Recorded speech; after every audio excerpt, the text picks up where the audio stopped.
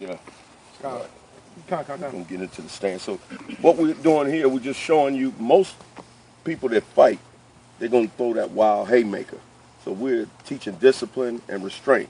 The best type of art form is an art form that you don't have to use, but just in case. So we're just showing you a lot of times that Hail Mary, that's what they like to come with. So we're going to go through it slow and show you the proper technique to bring somebody down in a submissive position after they throw that Hail Mary. All right, go ahead and throw the wild.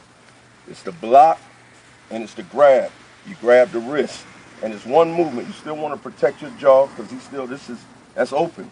But when you do it in one movement, you slide around, you coming and you turn it and you flipping, you bringing the arm. Now you see how I got my knee into this underarm cavity? Mm-hmm. I can bring it here and bend it back while I've got this turn. You're turning his arm out. Can you move it out? La'a. Can you move it? La'a. Hallelujah. Hallelujah. Then from here, you strike. Or, come on. Different move. You have pressure points in the body.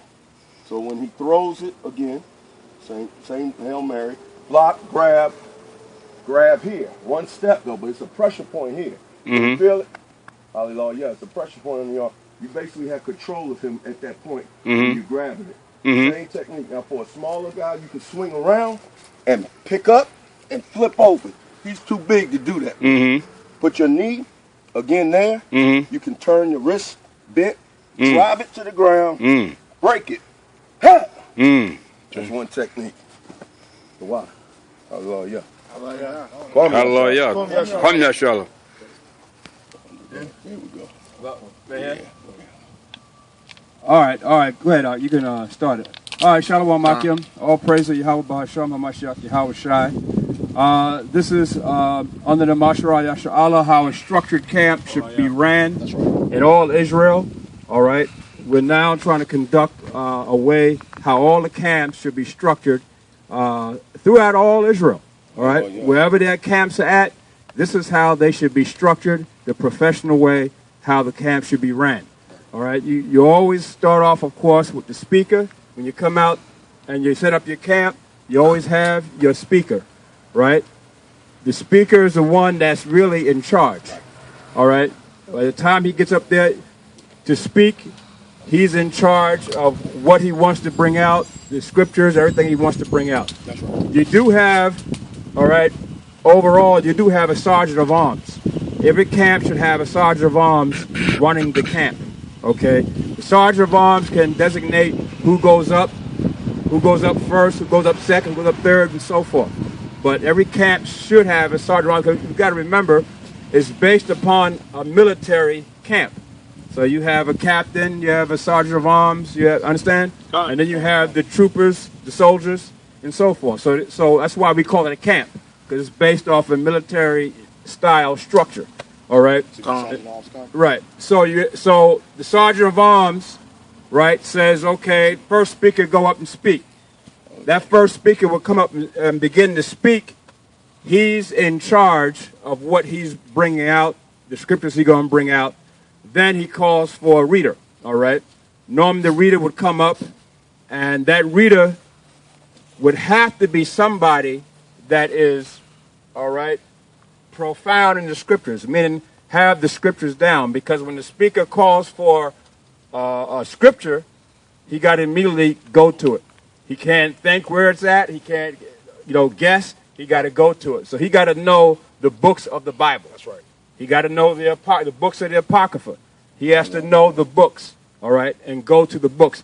But the speaker is like an armor bearer, all right?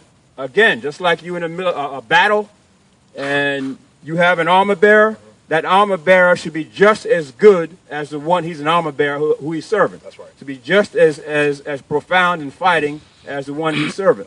Okay, so when you read the scripture, the armor bearers were some bad dudes. They were some bad dudes. They were killers too. All right. So read about Solomon's servants. They were some bad dudes. All right, and they were wise and intelligent. Okay, read about the armor bearers of David, and even King Saul had some bad armor bearers. So they were on a high level also. So your reader is like an armor bearer. All right. So when a speaker is speaking and he's in the spirit, all right, he's in the spirit of speaking, and he asks for a scripture, that armor bearer is supposed to go straight to it. All right? Go straight to the scripture. If I say, get me Deuteronomy 28:15, boom, straight to it. Right? If I say, go to Nahum, 1st chapter, 3rd verse, boom, straight to it. Con? If I say Revelation 18:4, boom, straight to it. And so on. Romans, 1st chapter, 27th verse, straight to it. Right? Because in his studying, all right, and all the brothers who are running camps and schools should also teach the congregation and the brothers who are going to be in the camp. Because you have a congregation, but separate from that, you have brothers who are going to be in the camp. The whole congregation will not be in the camp. The brothers who they designate to be in the camp, they should teach the brothers how to go to, especially the readers in the camp, how to learn each book, how to go to the different books proficiently and efficiently. Now, if I'm speaking and this reader is fumbling, and I got a congregation in front of me, and I say, yeah, and I say, brother, get me that scripture, and I'm dealing with the audience. I say, brother, get me that scripture, and I say, read, and he's doing that. Read, brother. And I'm waiting for it, right? That happens all the time. That's because the brother is still not well learnt, right? Right? He got to know the books of the Bible, understand, and where he's going. That's why we tell brothers, go to the table of contents if you have to, and just learn the books of the Bible, and go home and off memory. So you write it down. Okay, where's Deuteronomy 28th chapter, 68th verse? Go for it and practice. Also, not only practice the books of the Bible and how to get it proficiently and efficiently, but also how to read. Learning how to read is important. All right? If I say Deuteronomy 28:68, right? And I'm teaching the congregation, Deuteronomy 28:68, right? And I say, read, brother. Okay? Now, just for example's sake, fumble over the words. Read Deuteronomy 28:68 and fumble over the word. This is what the Most High is saying about what's going to happen when you came out of captivity. This is what the Most High, by cargo slave ships. Now, fumble some of the words. And the Lord... Go ahead, brother. Read the scripture. Read it over again. And the Lord bring... See, now, what happened just then? Now, the spirit sort of dropped a little bit. Understand? It sort of dropped a little bit because he stumbled, he's stuttering, it sort of dropped. Now, the speaker got to deal with the reader. And now his focus is off the congregation. He's dealing with the reader now. And they're going to walk away. Right. You're going to have maybe one or two, not the whole, okay, one or two, but still that one or two could have been captured by the spirit if he was just in the spirit of reading. Understand? So now that drops the spirit a little bit. But let's say the speaker still has a little bit of mercy on the reader. Brother, read it again. Now read it straight. Read it loud and clear, and every word, okay? Read every word.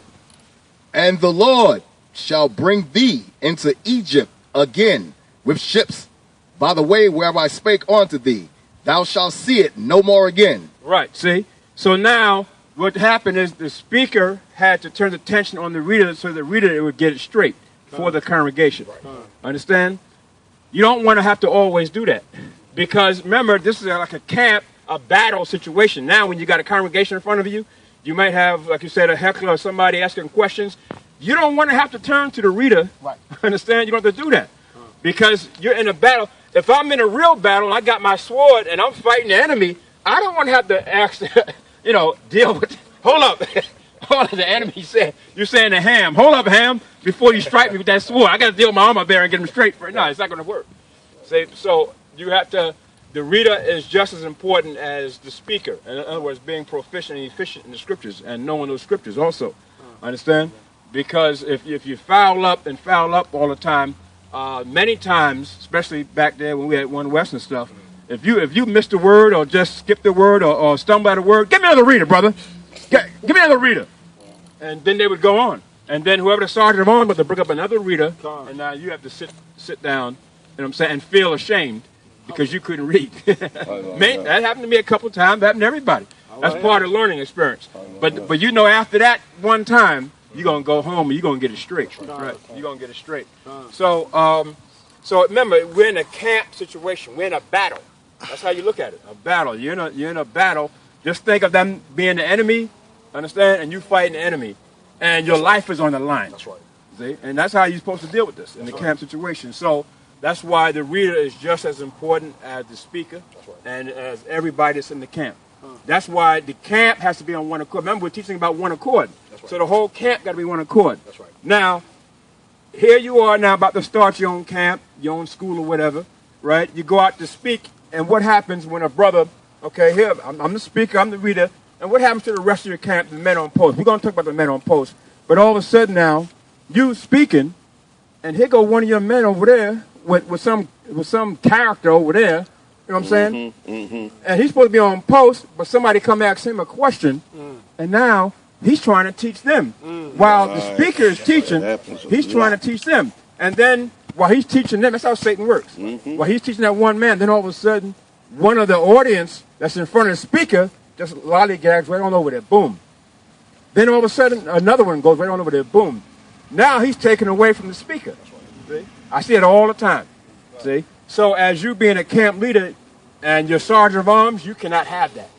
Okay? You got to stop that immediately. Brother, don't answer no questions. If they ask you a question, tell them to go to ask the speaker. That's it. Shut it off right there.